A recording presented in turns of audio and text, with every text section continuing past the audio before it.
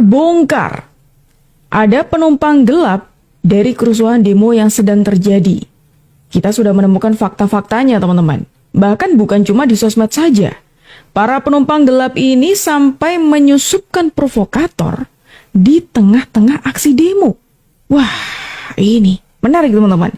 Tonton video ini sampai selesai karena kita bakal bongkar siapa yang sebenarnya penumpang gelap ini. Menyikapi perkembangan 1-2 hari ini soal demo besar-besaran, maka kami yang ada di sini bertemu. Ada Edi Mulyadi, ada Mas Roy Suryo, ada Faisal Assegaf, ada Maijen Sunarko, ada Dr. Tifa, ada Mary, ada saya, Refli Harun, ada Rizal Fadila, dan ada Rustam Effendi. Kami bersepakat untuk 3 hal.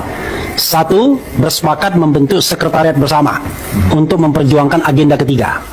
Yang kedua, kami mengundang konsolidasi tokoh-tokoh nasional ini dan juga nanti tokoh-tokoh yang ada di luar sana untuk menggugat, menyampaikan dan kemudian memperjuangkan agenda ketiga ini, yaitu adili Jokowi dan makzulkan Gibran. Itu yang ingin kami sampaikan, dan selanjutnya kira-kira ada yang mau ditambahkan, silakan.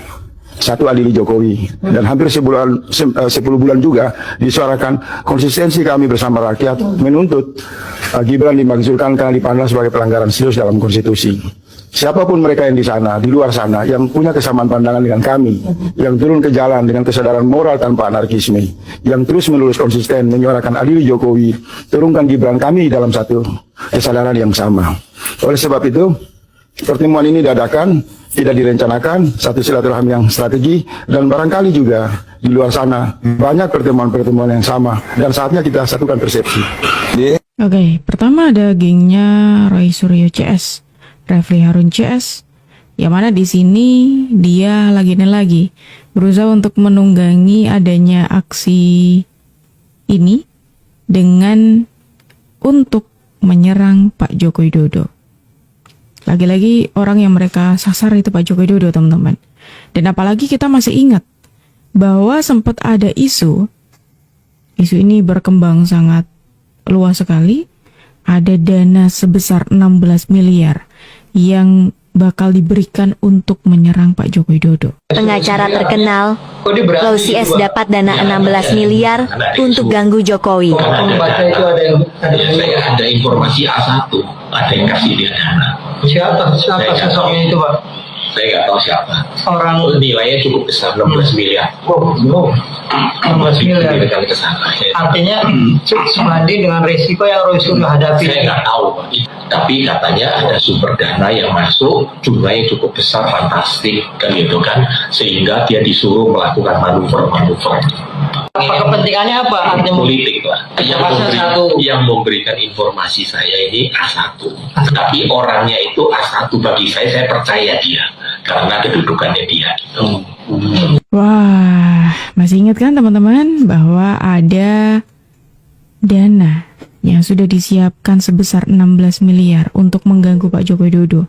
Lantas masuk akal ketika mereka berusaha untuk menunggangi situasi ini dengan berupaya keras mereka gunakan untuk menyerang Pak Joko Widodo. Jangan-jangan ada kaitannya dengan dana ini. Selain mereka ada lagi pihak-pihak yang berusaha untuk menjadi provokator di balik ini semuanya. Laporan langsung dari depan DPR RI tadi, gue baru balik sampai di rumah abis hujanan kuyup, dan tadi thank you banget yang sudah say hi di jalanan. Gue nggak tahu siapa, tapi kita tadi udah berjuang bareng-bareng di depan DPR RI. Gue mau ngingetin aja kalau semua bahwa yang dilakukan oleh mahasiswa dan rakyat itu semuanya suara damai. Jadi gini ya, gue ceritain ya, ini tuh ada 2 sisi. Jadi lo bener-bener harus hati-hati, dan di rumah harus diluruskan bahwa provokator emang ada dan yang ditunggangin emang ada. Tapi yang rakyat beneran adalah mayoritas. Jadi gini, setiap kali demo mulai dari tahun lalu yang rame-rame itu gue juga turun, yang sekarang gue juga turun. Jadi gini, kalau lo ada kerumunan banyak orang gitu yang bakar-bakaran sama yang teriak-teriak, termasuk ibu-ibu yang pada pakai hijab itu banyak yang provokator juga.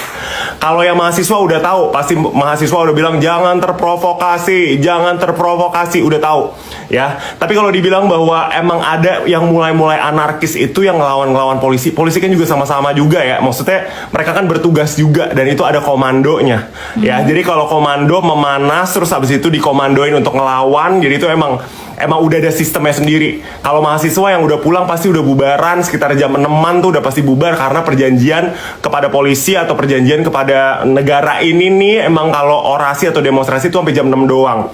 Tapi ada banget preman-preman yang dikirim, ada banget preman-preman yang turun dari truk-truk gitu yang emang teriak-teriak sama nyolin orang kayak masa gini doang sih gitu. Dan rakyat semuanya damai sebenarnya.